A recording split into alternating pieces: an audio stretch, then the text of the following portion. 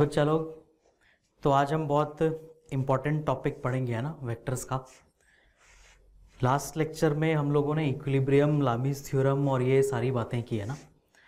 आज से वेक्टर्स, अब जैसा तुम्हारी बुक्स में दिया होता ना, मैं उससे थोड़ा सा डिफरेंट तरीके से तुमको पढ़ाऊंगा ना। मीन्स वेक्टर एक ऐसा चैप्टर है जिसको कि हम आगे पूरा हमेशा यूज़ करने वाला है, जैसे मैंने तुम्हें बताया था। तो आगे का यूजेज हमारे लिए आसान हो जाए ना, आगे कैसे यूज़ करना है वेक्टर को, वो चीज़ हमारी आज से एक्चुअल में स्टार्ट हो रही है। ठीक है, रिजल्टेंट निकालना और वो सारी चीज़ें तो इम्पॉर्टेंट है ही बहुत ज़्यादा, ठीक है, बट उससे भी ज़्यादा इम्पॉर्टेंट है जो चीज़ें हम आज अपने चैप्टर में स्टार्ट कर रहे हैं, है ना। तो मैं थोड़ा सा डिफरेंट टाइप से चलूँगा और तुम बिल्कुल नोट्स बिल्कुल सही से बनाना, जिस तरीके से मैं बता रहा हूँ ना, जैसे जैसे बोर्ड पे है और जो जो चीज़ें लिखी हुई है, ये नोट्स तुम्हें एक एक चीज़ें बिल्कुल उतारनी है। क्लियर? आओ देखते हैं ना वेक्टर्स। वेक्टर में अभी अपने को जो टॉपिक पढ़ना है वो है यूनिट वेक्टर, है ना। यूनिट वेक्टर क्या चीज़ है? हमने वेक्टर नाम पढ़ा। वेक्टर क्या होता है? वेक्टर होता है जिसके पास मैग्नीट्यूड, डायरेक्शन दोनों है ना। अब एक स्पेशल टाइप का वेक्टर आ गया, इसको हम कहते हैं यूनिट वेक्टर। यूनिट का मतलब होता है वन, इसलिए देखो पहली लाइन क्या लिखी है, unit vector is a vector having magnitude one. ये एक ऐसा वेक्टर है जिसका मैग्नीट्यूड वन होगा, है ना। मैग्नीट्यूड का मतलब क्या? जो वेक्टर का लेंथ होता है ना, लेंथ, उसके एरो का लेंथ, ठीक है। तो अगर तुमने वन यूनिट, है ना, यूनिट लेंथ का मतलब वन लेंथ का एरो बनाया, जैसे फॉर एग्जांपल अगर मैं बोलूं कि 1 न्यूटन फोर्स, तो it is a unit vector. 1 metre per second velocity, that means it is a unit vector. Clear? हमें इसको किस तरीके से समझना है, यूनिट वेक्टर कैसे बनता है, ये बात सेकेंड पॉइंट में लिखी हुई है। Any vector divided by its magnitude gives a unit vector in same direction. पहले इस स्टेटमेंट को ना तुम यहीं तक पढ़ो, इस पॉइंट तक। Any vector divided by its magnitude gives a unit vector. बाद में उस बाकी का मीनिंग मैं तुम्हें समझाऊंगा। अगर किसी वेक्टर को तुम उसी के मैग्नीट्यूड से डिवाइड कर दो तो तुम्हें क्या मिलेगा? तुम्हें यूनिट वेक्टर मिलेगा। जैसे अगर एक वेक्टर ए है, उसको मैं वेक्टर ए के ही मैग्नीट्यूड से डिवाइड कर दूं, है ना, वेक्टर ए डिवाइडेड बाई ए, तो जो मुझे वेक्टर मिलता है वो मुझे क्या मिलता है? वो मुझे एक यूनिट वेक्टर मिलता है। क्लियर? उस यूनिट वेक्टर को रिप्रेजेंट करने का तरीका ऐसे है, ए और उसके ऊपर एक टोपी लगी हुई है, ए कैप। समझ आया? अब इसका मैग्नीट्यूड वन कैसे हो गया? मैग्नीट्यूड वन, ये अब कॉमन सेंस की बात है कि मैग्नीट्यूड वन कैसे हुआ, बताओ कैसे? क्योंकि तुमने उस वेक्टर को उसी के मैग्नीट्यूड से डिवाइड किया ना। तो अगर तुम दो सेम चीज़ों को डिवाइड करोगे तो वैल्यू वन ही आती है ना, तो इसीलिए उसका मैग्नीट्यूड वन हो गया है। समझ आया? अब इसके ऊपर एक टोपी लगी है, ए कैप, है ना, इसको ए कैप कहते हैं ना, कैप वाला, टोपी वाला, उस तरीके से वो कैप बना हुआ है ना, ऐसा ए लिखा है, ठीक है, और इसके ऊपर ऐसे टोपी लगी है, ए कैप। जब भी ऐसा कुछ कैप लगा हो तुम समझ जाना वो यूनिट वेक्टर की बात हो रही है। जनरल वेक्टर का नोटेशन क्या है? जनरल वेक्टर का नोटेशन है ए के ऊपर ऐसे एरो, है ना। जनरल वेक्टर ऐसे लिखा जाता है, ए और उसके ऊपर ऐसा एरो। बट अगर वो यूनिट वेक्टर है तो ए उसके ऊपर क्या लगा दोगे? तुम्हें टोपी लगा दोगे, ऐसा ए कैप, ठीक है। तो ये हो गया फॉर्मूला। अब इसकी दूसरी बात, इन सेम डायरेक्शन। अच्छा, इन सेम डायरेक्शन, हाँ, डायरेक्शन की बात कहाँ से आई? अगर यूनिट वेक्टर भी एक वेक्टर है तो उसका कोई ना कोई डायरेक्शन तो होगा ना, बिल्कुल होगा। अब इन सेम डायरेक्शन का मतलब क्या है? मुझे बताओ, क्या हमने multiplication of vector with a scalar पढ़ा है? अगर तुम किसी वेक्टर को किसी स्केलर से मल्टीप्लाई करो तो उसका डायरेक्शन दो तरीके का हो सकता है, या तो वो सेम डायरेक्शन में रह जाएगा अगर स्केलर पॉजिटिव है, या तो वो ऑपोजिट डायरेक्शन में हो जाएगा बिल्कुल 180 डिग्री पे अगर स्केलर नेगेटिव है। मुझे बताओ, क्या मैं यहाँ ए वेक्टर को, है ना, जो तुम्हारा ये फॉर्मूला लिखा हुआ है, मैं यहाँ पे लिख रहा हूँ उस फॉर्मूले को, A cap equal to vector A divided by magnitude of A. इसका मतलब मैंने एक्चुअल में क्या किया है, मैंने वेक्टर ए को 1 बाई ए से मल्टीप्लाई किया है ना। मैंने वेक्टर ए को किससे मल्टीप्लाई, इसको मैं vector A by magnitude of A को मैं ऐसे लिख सकता हूँ ना। तो मुझे बताओ, अगर A is magnitude of A, that means this number is always positive. मतलब ये जो वेक्टर ए है वो एक पॉजिटिव नंबर से मल्टीप्लाई हो रहा है ना। इसका मतलब डायरेक्शन जो है वो चेंज नहीं करेगा। इट मीन्स जो वेक्टर ए का डायरेक्शन है वही ए कैप का भी डायरेक्शन होगा। बात समझ आ गई? वही बात लिखा उसने ना, in same direction, any vector divided by its magnitude gives a unit vector in same direction. तो यहाँ ए कैप के लिए इसीलिए क्या लिखा हुआ फॉर्मूला में, unit vector in direction of A. तो अगर ये ए वेक्टर है, इसको तुमने इसी के मैग्नीट्यूड से डिवाइड कर दिया तो इसका लेंथ कितना हो जाएगा 1। तो देखो ये 1 लेंथ का वेक्टर बन गया, लेकिन दिशा सेम है ना, जिस डायरेक्शन में ए वेक्टर है उसी डायरेक्शन में ए कैप भी है, इसीलिए उसको ए कैप लिखा गया और उसका मैग्नीट्यूड बनाया गया 1। बात समझ आई। अब बात आती है यूनिट वेक्टर क्या होता है, हमने पकड़ लिया, उसका मैग्नीट्यूड 1 कैसे होता है, बात समझ आ गई, उसका direction same as vector A कैसे है वो भी समझ आ गई है ना। अब यूनिट वेक्टर की ज़रूरत क्यों पड़ी अपने को, है ना, सबसे पहली बात तो यूनिट वेक्टर की ज़रूरत क्यों पड़ी वो हम अभी जस्ट समझेंगे।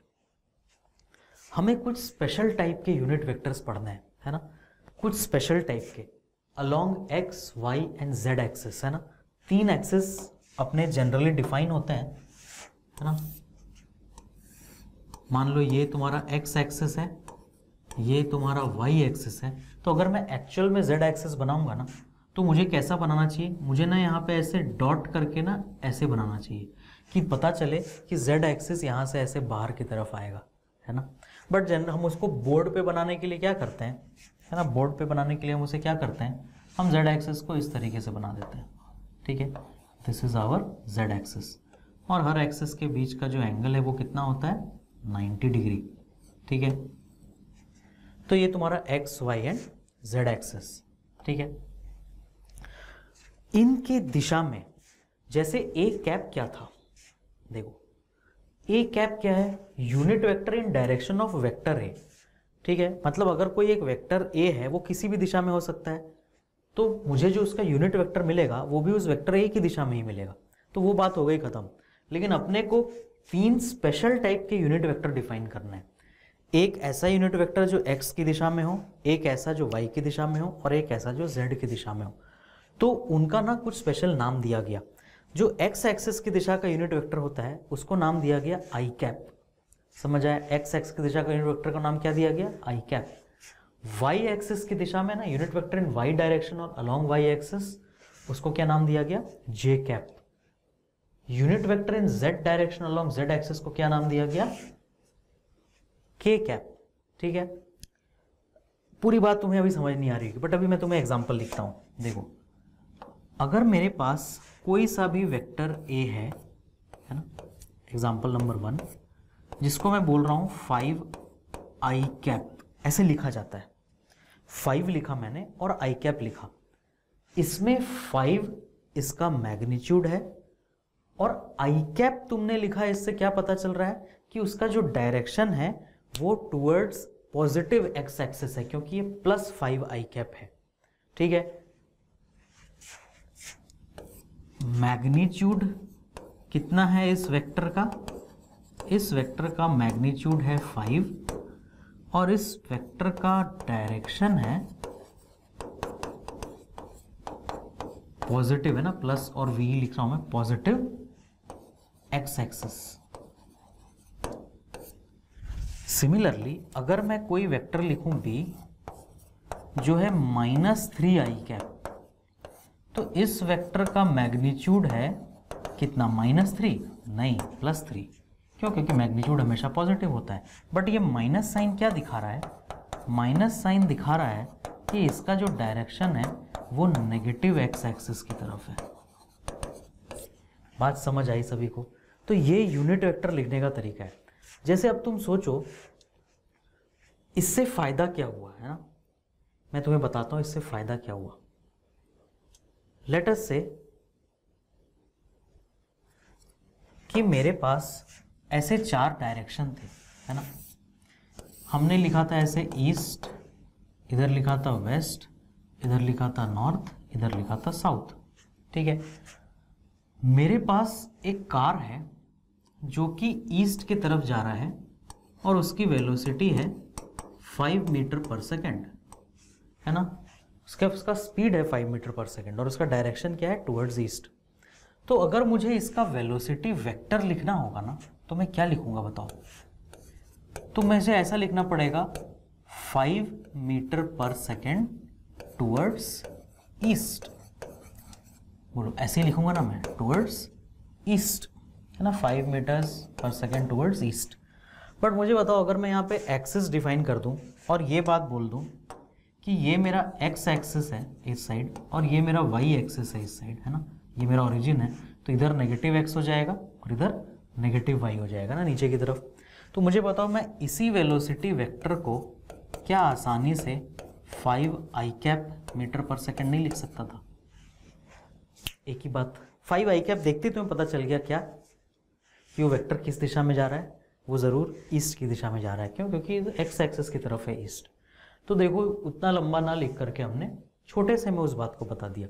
ये है यूनिट वेक्टर का पहला यूज़, है ना, कि हम किसी चीज़ को बड़ा डिस्क्राइब करने के बदले में उसको छोटे से में बता सकते हैं।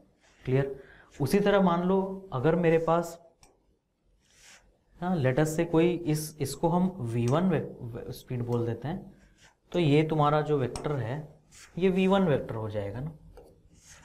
अगर मैं यहाँ पे एक और कार बना दूँ लेटस से जो कि साउथ की तरफ जा रहा है ना, और उसका स्पीड 10 मीटर पर सेकेंड है ना, उस कार की speed v2 10 metre per second है, तो मैं v2 कैप क्या लिख सकता हूँ, सॉरी v2 कैप नहीं, v2 वेक्टर क्या लिख सकता हूँ, v2 वेक्टर में लिख सकता हूँ -10 j कैप। j कैप क्यों? क्योंकि डायरेक्शन y है लेकिन नेगेटिव y है, इसीलिए माइनस, और मैग्नीट्यूड कितना है 10। समझ आया? तो तुमने उसके पीछे एक j कैप या -j कैप लगा के, एक्चुअली तुम इसको -j कैप भी लिख सकते हो, बट ये माइनस आगे लिख देते हैं हम लोग, है ना। तो -j कैप लगाने का फायदा क्या हुआ, तुम्हें पता चल गया कि वेलोसिटी 10 मीटर पर सेकेंड किस तरफ है ना। जनरली जब हम फिजिक्स में लिखते हैं तो बार बार ये मीटर पर सेकेंड नहीं लिखते हैं, बट मैं ऐसे ही अभी लिख रहा हूँ, तुम्हें पता है वेलोसिटी का यूनिट मीटर पर सेकेंड होता है, हम सिर्फ उसको 5 आई कैप लिख के छोड़ देते हैं। तो और ये तुम्हारा v2 हो गया कितना, -10 j कैप। तो मतलब समझ आया? इसी को तुम ऐसे लिखते तो कैसे लिखते, तुम लिखते 10 metre per second towards south, है ना, बट हमने उसको -10 j कैप से सारी बातें बता दी। क्लियर सभी को ये चीज़? तो ये है यूनिट वेक्टर, है ना, इसका ये यूज़ है यूनिट वेक्टर का। अब इस पॉइंट पे एक मन में सवाल उठता है कि सर ये सब ईस्ट में जा रहा है, साउथ में जा रहा है, वेस्ट में जाएगा तो भी लिख लेंगे। वेस्ट में क्या लिखोगे, -j कैप, नॉर्थ में क्या, सॉरी वेस्ट में लिखोगे -i कैप, नॉर्थ में क्या लिखोगे +j कैप, है ना। ये सारा तुम्हारा डायरेक्शन आएगा, इधर +j कैप आएगा, इधर -j कैप आएगा, इधर नीचे, सॉरी ये सब मैं लिख देता हूँ ताकि तुम्हें डाउट ना हो, इस तरफ तुम्हारा i कैप, इस तरफ -i कैप, ऊपर की तरफ j कैप और नीचे की तरफ -j कैप, है ना। अगर हमने एक्स वाई एक्सेस इस तरीके से डिफाइन किया तो समझ आई बात। अब क्वेश्चन ये उठ रहा है तुम्हारे मन में, सर जब ईस्ट वेस्ट नॉर्थ साउथ है तब तो पता चल गया, अगर इसके बीच में कहीं होगा तो क्या करेंगे, है ना। हो सकता है कोई वेक्टर ऐसे जा रहा हो, है ना, ऐसा कुछ हो सकता है। कैसा कुछ हो सकता है? ऐसा हो सकता है कि इस तरीके से हमारा एक्स और वाई एक्सिस है ना, इधर ईस्ट ऊपर नॉर्थ, और कोई वेक्टर जो है वो ऐसा है, ठीक है, उसकी स्पीड इस डायरेक्शन में। तो इसको आप यूनिट वेक्टर के टर्म्स में कैसे लिखोगे, ईस्ट वेस्ट नॉर्थ साउथ का तो काम हो गया। अब यही सबसे शानदार चीज़ है ना। अभी हमने इस पेज पे क्या सीखा, हमने क्या क्या चीज़ें सीख ली, और देखते हैं ना हमने क्या क्या चीज़ें सीख ली यहाँ पे अभी तक। हमने 3 टाइप के यूनिट वेक्टर, स्पेशल टाइप के जो होते हैं वो सीखा, किस किस दिशा में होते हैं, एक्स वाई और जेड डायरेक्शन। क्योंकि मैथ्स में, फिजिक्स में डायरेक्शन डिफाइन करने का हमेशा बेस्ट तरीका यही है, X axis, Y axis, Z axis, ठीक है। इसीलिए हमने इसको यूनिट वेक्टर डिफाइन कर लिया, आई कैप, जे कैप और के कैप। कौन एक्स में है, कौन वाई में है, कौन जेड में है, तो आई कैप एक्स में, जे कैप वाई में, के कैप जेड में। उसको लिखते कैसे हैं, तो वेक्टर का मैग्नीट्यूड लिखते हैं और उसके साथ में क्या लिख देते हैं, उसका डायरेक्शन के लिए वो यूनिट वेक्टर लिख देते हैं, ठीक है। तो ये सब तब तक काम कर रहा है जब तक वेक्टर या तो सिर्फ एक्स में है या तो सिर्फ वाई में, है ना, या तो सिर्फ ईस्ट जा रहा है या तो सिर्फ वेस्ट जा रहा है या तो सिर्फ नॉर्थ या सिर्फ साउथ। बट अब मैंने तुमसे क्या पूछा, अब मैंने तुमसे ये पूछा कि अगर कोई वेक्टर इस तरीके से जा रहा होगा तो क्या करेंगे, है ना। अब इसका इलाज करते हैं, आ जाओ। Representation of a vector in terms of unit vector. मान लो कोई वेक्टर एक्स में भी जा रहा हो और y में भी जा रहा हो, है ना। जैसा अभी मैंने तुम्हें डायग्राम ड्रॉ करके दिया था, मैंने क्या डायग्राम ड्रॉ किया था, मैंने एक डायग्राम ड्रॉ किया था अभी कि ये मेरा x एक्सिस है, ये मेरा y एक्सिस है, और ये मेरा वेक्टर है, ये वेक्टर v, ठीक है। तो ये जो वेक्टर v है मेरा, है ना, ये देखो इसका x में भी कुछ जा रहा है और ये y में भी जा रहा है, तो इसके पास, इसको हम क्या बोलते हैं कि इसके दो पार्ट हैं, क्या बोलते हैं इसे, इस वेक्टर के दो पार्ट हैं, है ना। और उस दो पार्ट को वेक्टर की लैंग्वेज में ना कंपोनेंट बोला जाता है। क्या बोला जाता है, कंपोनेंट। कंपोनेंट का इंग्लिश में मीनिंग भी पार्ट ही होता है। कौन से दो पार्ट की बात कर रहा हूं मैं, इसके पास x में भी कुछ पार्ट है, y में भी कुछ पार्ट है, तो हम उसको वेक्टर की लैंग्वेज में क्या बोलते हैं कि इस वेक्टर के पास x कंपोनेंट भी है और y कंपोनेंट भी है। ये देखो एक एग्जांपल मैंने ड्रॉ किया है, यहाँ पे लिखा है ना, ये वाला टर्म वेक्टर का x कंपोनेंट कहलाएगा। x क्यों कहलाएगा, क्योंकि i कैप की दिशा में है, और ये वाला टर्म वेक्टर का y कंपोनेंट कहलाएगा। क्यों कहलाएगा, क्योंकि ये j कैप की डायरेक्शन में है। तो x component y component, similarly ये क्या कहलाएगा बताओ, ये y कहलाएगा, और ये क्या कहलाएगा, ये z कंपोनेंट कहलाएगा। मतलब जो वेक्टर b है ना, जो वेक्टर b है उसके पास कौन कौन से कंपोनेंट हैं, वेक्टर b के पास y कंपोनेंट है और z कंपोनेंट है। वेक्टर a के पास x कंपोनेंट था और y कंपोनेंट था। वेक्टर c के पास तीनों कंपोनेंट है, x भी, y भी, z भी। तो तुम देखो यहाँ ब्रैकेट में ना कुछ चीजें लिखी हुई है। वेक्टर a के पास x और y कंपोनेंट तो xy प्लेन में है, मैंने कल तुम्हें प्लेन का मीनिंग बताया था। अब यहाँ पे ना मैं प्लेन का नाम बता रहा हूँ। मान लो कि ये जो दिशा जा रही है ना, ये x है, और ये जो दिशा जा रही है ऊपर, ये y है, तो इससे जो बाहर की तरफ निकलेगा वो क्या होगा, वो z होगा, ठीक है। अब ये x ऊपर y और इस दिशा में क्या, z।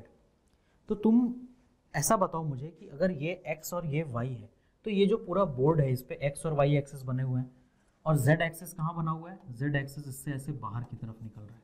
तो ये जो बोर्ड का प्लेन है, ये कौन सा प्लेन कहलाएगा, xy प्लेन। समझ आया। अब तुम सोचो ये y है और ये z है, तो अगर मैं ग्राउंड देखूँ ना, तो इस दिशा में, सॉरी, ये x है और ये z है, तो अगर मैं ग्राउंड देखूँ तो ग्राउंड में मुझे x एक्सिस दिख रहा है और z एक्सिस दिख रहा है। मतलब मेरा जो ग्राउंड है ना वो xz प्लेन है। समझ आया। उस तरह अगर मैं इस दीवार को देखूं तो ऐसा ये y एक्सिस है ना, ऊपर की तरफ y एक्सिस है, ऊपर y एक्सिस दिखेगा मुझे, उस तरफ z एक्सिस।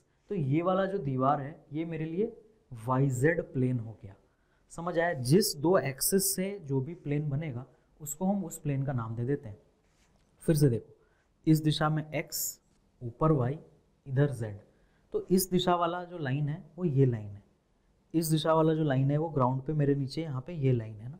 ऐसे ही तुम अपने रूम में जहाँ बैठे हो वो भी इमेजिन कर सकते हो कि एक लाइन x ले लो, जो ऊपर वर्टिकल जा रहा है उसको y ले लो, और जो ऐसे बाहर की तरफ निकल रहा है उसको z ले लो, ठीक है। तो नीचे वाला ग्राउंड देखो x और z से बना हुआ है, तो दिस इज xz प्लेन, ठीक है, ग्राउंड इज xz प्लेन। ये वाला जो दीवार है ये y और z से बना हुआ है, वो उसमें x क्यों नहीं है, क्योंकि x तो इधर है ना। देखो अगर मैं उस कोने को ओरिजिन मानूं तो x तो इस तरफ है, बट वो जो दीवार है वो तो पूरा y एक्सिस और z एक्सिस का बना हुआ है, तो दैट मीन्स वो दीवार yz प्लेन है। सिमिलरली अगर मैं इस बोर्ड की बात करूं तो ये x एक्सिस है और ये y एक्सिस है, z तो बोर्ड से बाहर है उस तरफ, इसका मतलब ये बोर्ड जो है वो xy प्लेन में बना हुआ है। क्लियर सभी को। इसलिए ये वेक्टर क्या कहला रहा है, इसके पास एक x कंपोनेंट है और y है, इसलिए ये सिर्फ xy प्लेन में होगा, तभी तो इसके पास सिर्फ x और y कंपोनेंट है। अगर ये वेक्टर के पास z भी होता ना तो ये ऐसे बाहर की तरफ निकलता है ऐसे, है ना। उसको इस बोर्ड पे ड्रॉ करना डिफिकल्ट है, क्यों, क्योंकि बोर्ड 2 डायमेंशनल होता है ना, और ये जो वेक्टर है वो 3 डायमेंशनल है। मैं किस वेक्टर की बात कर रहा हूँ, जिसके पास तीनों कंपोनेंट है, 2, 3 और 5। जिसके पास 2 हैं वो सब क्या कहलाते हैं, 2D, मतलब 2 डायमेंशनल। वो इजीली बोर्ड पे ड्रॉ किए जा सकते हैं। अब तुम देखो ना, अगर मेरा वेक्टर ऐसा होता, ऐसा, तो तुम देखो ये कुछ x में भी आगे की तरफ गया हुआ है ना, और मैं इसको अगर मान लो ऊपर कर दूं थोड़ा सा, और ऊपर भी कर दूं, तो तुम देखो ये x में भी आगे की तरफ है। मैंने देखो इसको बोर्ड से ना चिपका के नहीं रखा, थोड़ा आगे निकाल के रखा है ना, आगे पॉइंट कर रहा है ऐसा। तो तुम देखो ये थोड़ा ऊपर भी उठा हुआ है, इसका मतलब इसके पास y कंपोनेंट भी होगा। ये थोड़ा ओरिजिन से राइट साइड भी गया हुआ है, इसका मतलब इसके पास x कॉम्पोनेंट भी होगा, और ये बोर्ड से बाहर भी निकला हुआ है, इसका मतलब इसके पास z कॉम्पोनेंट भी होगा। क्लियर सभी को ये? तो तुम्हें वेक्टर्स में ना ज़्यादा इमेजिन करने की ज़रूरत नहीं पड़ेगी, ये सारी चीज़ें हम ऐसा लिख देंगे, उसी से बात पता चल जाएगी कि इसके पास x, y और z कॉम्पोनेंट है, हमें इसको ड्रॉ वगैरह करने की ज़रूरत नहीं पड़ती है। तो ये बस मीनिंग समझ में आना चाहिए कि ये जो लिखा हुआ है इसका मतलब क्या है। तो इसका मतलब तुम्हें क्या समझना है अगर ऐसा कुछ लिखा है कि वेक्टर c का x कॉम्पोनेंट 2 है ना। ये जो पूरा 2 आई कैप हम x कॉम्पोनेंट नहीं बोलते, हम सिर्फ 2 को x कॉम्पोनेंट बोलते हैं। क्यों? क्योंकि x बोल दिया हमने तो बात समझ आ गई कि वो ज़रूर आई कैप की दिशा में ही होगा। ठीक है। सिमिलरली c का x कॉम्पोनेंट क्या है? वेक्टर c का 2 है। वेक्टर c का y कॉम्पोनेंट क्या है? 3 है। वेक्टर c का z कॉम्पोनेंट क्या है? 5 है। अच्छा, वेक्टर b का x कॉम्पोनेंट क्या है? वेक्टर b का x कॉम्पोनेंट क्या है? 0 है ही नहीं x कॉम्पोनेंट उसके पास ना। वेक्टर b का y कॉम्पोनेंट क्या है? 3। वेक्टर b का z कॉम्पोनेंट क्या है? 2। लेकिन z में कौन सा काम है? वो नेगेटिव z कॉम्पोनेंट है उसका ना, माइनस z कॉम्पोनेंट, बट उसको हम बोलेंगे वो 2 है। क्लियर सभी को ये? तुम उसको -2 भी कह सकते हो कि वेक्टर 2 b का z कॉम्पोनेंट क्या है? -2। सिमिलरली वेक्टर a का x कॉम्पोनेंट 2, वेक्टर a का y कॉम्पोनेंट 3, वेक्टर a का z कॉम्पोनेंट 0। क्या तुम सबके तीनों कॉम्पोनेंट लिख सकते हो जो मैंने अभी अभी तुम्हें बताया? तीनों वेक्टर के साथ इसको लिखोगे। समझ आया ये चीज़? अब ये सब का करना क्या है सर? बात सर पूरी समझ नहीं आ रही, 100% नहीं समझ आ रहा, तुमको ऐसा लग रहा होगा, बट तुम लिखो जो मैंने तुमको बताया ना। इसका करना क्या है आगे देखते हैं, आ जाओ। अब यहाँ पर हम जो हम यूनिट वेक्टर पढ़ रहे हैं उसकी भावनाओं को समझेंगे। तुम्हें क्या करना आना चाहिए, है ना सर? आप इतना कुछ समझा रहे हो, बट हमें न्यूमेरिकल सॉल्व करने के लिए क्या आना चाहिए वो देखो यहाँ। अगर कोई vector 3i cap plus 4j cap लिखा है तो तुम्हें क्या क्या आना चाहिए? तुम्हें उससे उसका मैग्नीट्यूड निकालना आना चाहिए और तुम्हें उससे उसका डायरेक्शन निकालना आना चाहिए। सिंपल सी बात है ना। हर वेक्टर के परिवार में 2 लोग हैं, एक उसका मैग्नीट्यूड, एक उसका डायरेक्शन, दोनों निकालना आना चाहिए। आओ उसको निकालना सीखते हैं। ऊपर वाला एक एग्जाम्पल है, बट पहले मैं तुम्हें जनरल फॉर्मूला समझाऊंगा। मान लो मेरे पास कोई एक वेक्टर है एक्स आई कैप प्लस वाई जे कैप। क्या वेक्टर है मेरे पास? एक्स आई कैप प्लस वाई जे कैप। मतलब इस वेक्टर का x कॉम्पोनेंट x है और y कॉम्पोनेंट y है। x और y की वैल्यू कुछ भी हो सकती है, जो कि इस वेक्टर a के केस में x की वैल्यू कितनी है? 3। वेक्टर a के केस में y की वैल्यू कितनी है? 4। वो कितनी भी होगी हम वैल्यू डालेंगे, बट पहले हम एक जनरल फॉर्मूला पढ़ लेते हैं x और y के टर्म में। ठीक है, तो जनरल फॉर्मूला क्या है देखो, है ना। अगर ऐसा तुम्हारा वेक्टर है तो मैग्नीट्यूड ऑफ वेक्टर a, है ना, पहला चीज हम क्या पढ़ेंगे?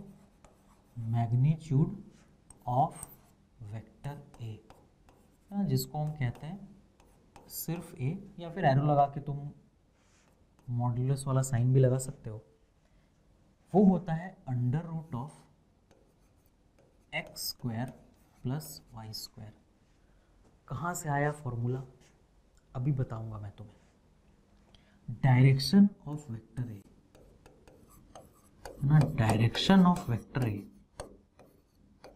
ये हम देते हैं tan theta equal to y component by x component. ठीक है, अब देखो ध्यान से, हर फॉर्मूले के बाजू में मैंने तुम्हें क्या सिखाया है कि हर फॉर्मूले के बाजू में क्या होना चाहिए? उसके टर्म्स का मीनिंग होना चाहिए। टर्म का मीनिंग पहले फॉर्मूला समझ आएगा तब तो टर्म का मीनिंग लिखेंगे सर। आओ,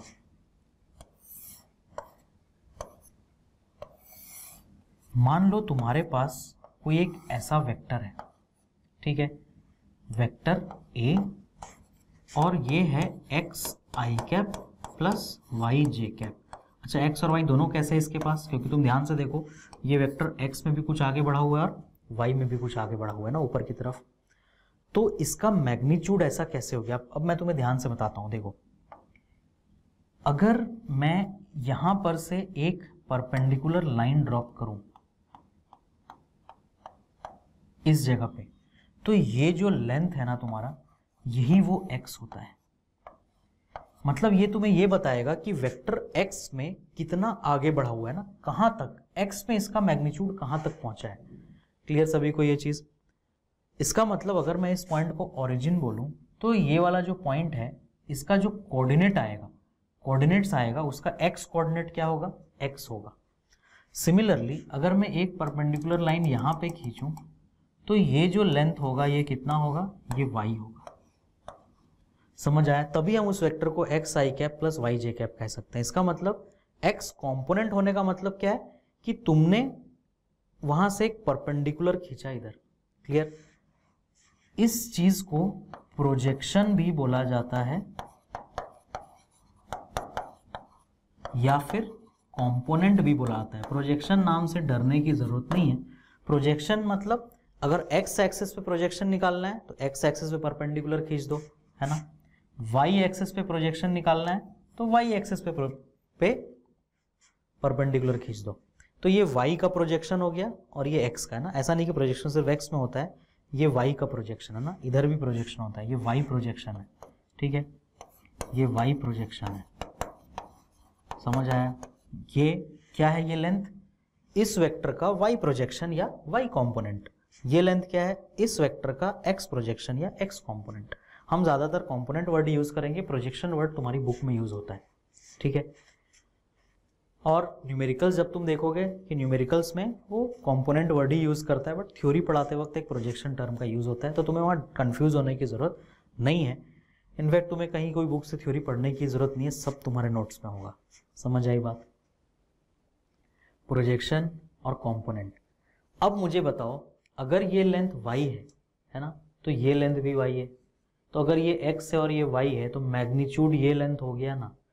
और क्या ये राइट एंगल ट्राइंगल है, तो पाइथागोरस थ्योरम से ये लेंथ इतना ही आएगा ना, √x² plus y²।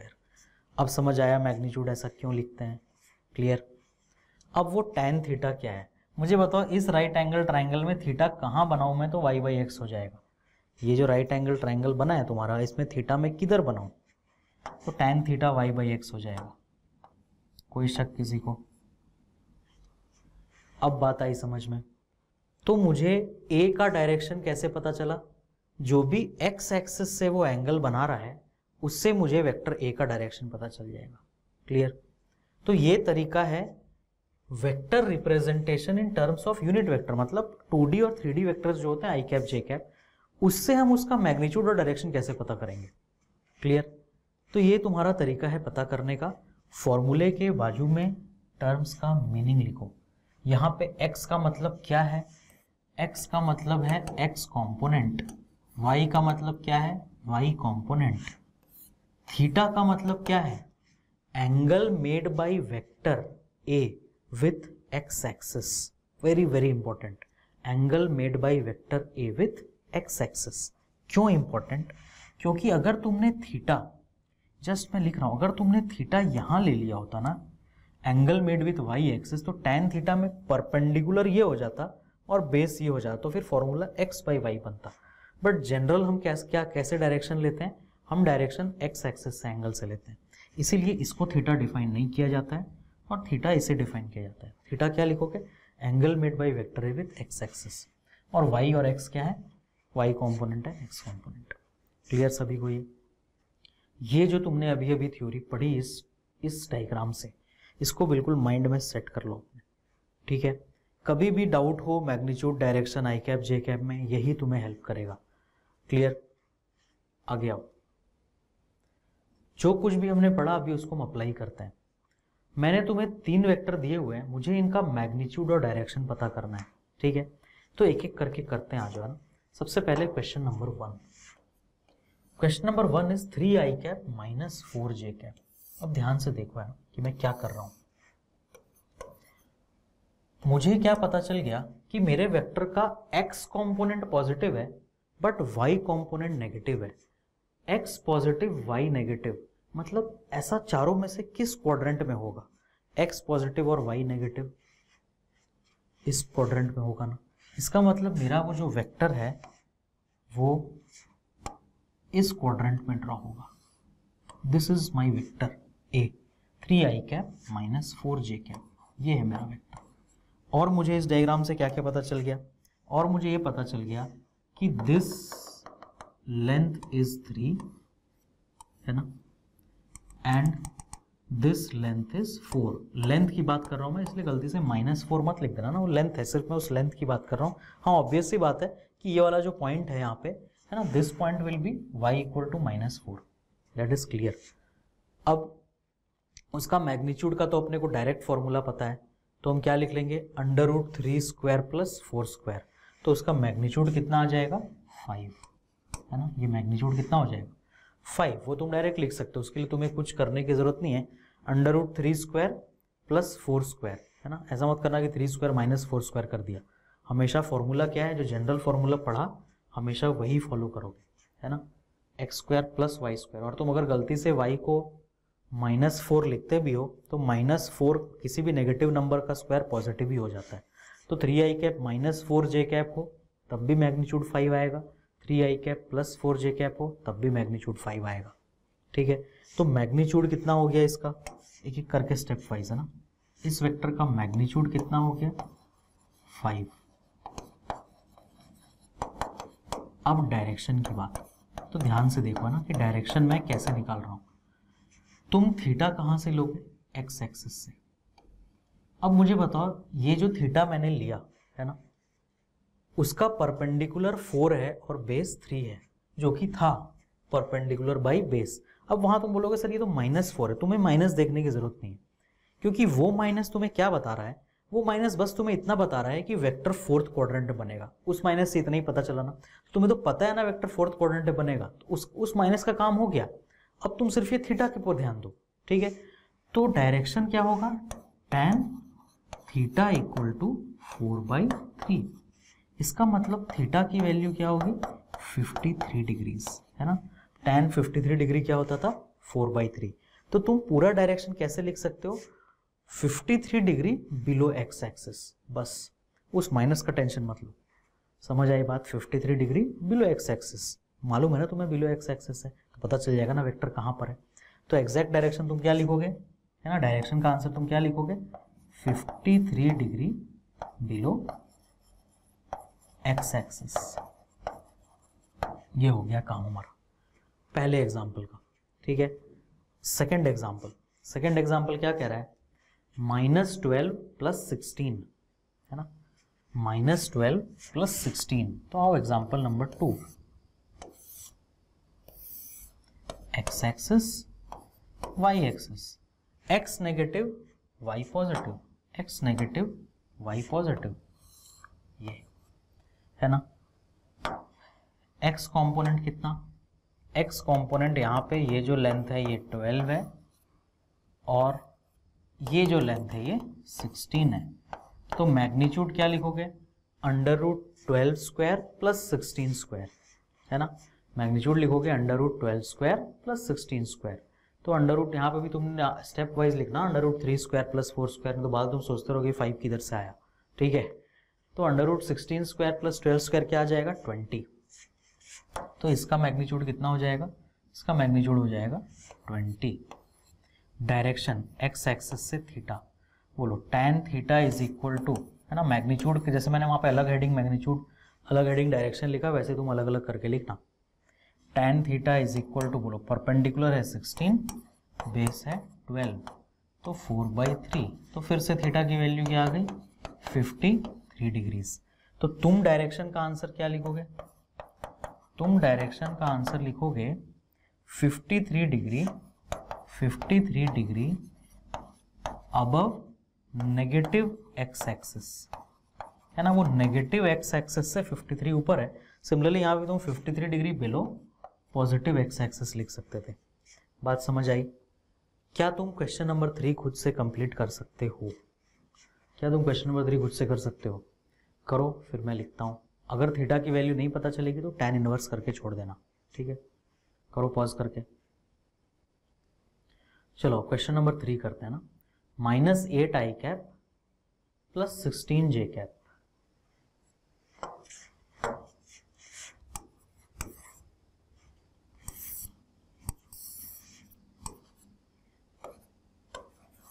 -8i cap plus 16 जे कैप, यही था ना, -8 + 16, यस। तो बताओ x में नेगेटिव y में पॉजिटिव, तो फिर वैसे ही हो गया ये ना, x में नेगेटिव और y में पॉजिटिव, ठीक है। ये जो तुम्हारा लेंथ आएगा, ये वाला लेंथ आ जाएगा तुम्हारा 8, और ये जो लेंथ आएगा ये क्या आ जाएगा 16, ठीक है। तो -8 + 16, तो तुम क्या करोगे, √16² + 8², तो मैग्नीट्यूड क्या हो जाएगा अपना, है ना, वेक्टर ए का मैग्नीट्यूड √8² + 16², तो 256 + 64 √320। तुम इसे यहाँ भी छोड़ सकते हो, चाहो तो थोड़ा सा फैक्टराइज भी कर सकते हो इसको, है ना, 320 को फैक्टराइज करके भी लिख सकते हो, ऐसे भी छोड़ सकते हो इसको, ठीक है। सिमिलरली tan थीटा क्या हो जाएगा, tan थीटा हो जाएगा परपेंडिकुलर 16/8, तो 16/8 मतलब 2, तो थीटा क्या हो गया, tan इनवर्स 2। तो डायरेक्शन का आंसर क्या लिखोगे तुम, tan inverse 2 above negative x axis, above negative x axis. ये है क्वेश्चन नंबर 3 का सॉल्यूशन। क्लियर सभी को, क्या था, -8 i कैप + 16 j कैप, है ना। तो ये हमने कर लिया 1, 2 एंड 3। तो ऐसे कोई भी वेक्टर तुम्हें दे दिया जाए तुम उसका मैग्नीट्यूड और डायरेक्शन लिख सकते हो। ये एक ऐसा टॉपिक हमने पढ़ा ना जो कि तुम्हें आ ही जाएगा। क्यों? क्योंकि हम इतना आई कैप जे कैप के कैप के बारे में बात करेंगे ना, पूरे 2 साल के सिलेबस में आई कैप जे कैप के कैप की तरह ही वेक्टर लिखोगे। मतलब तुम एक टाइम पे भूल जाओगे कि हमने ये सब सीखा था क्लास में ना, ये तो मतलब तुम इतने अच्छे से आ जाएगा ये सब, ठीक है। तो ऐसे और डिस्कशन हम लोग नेक्स्ट लेक्चर में करेंगे ना। जय भारत।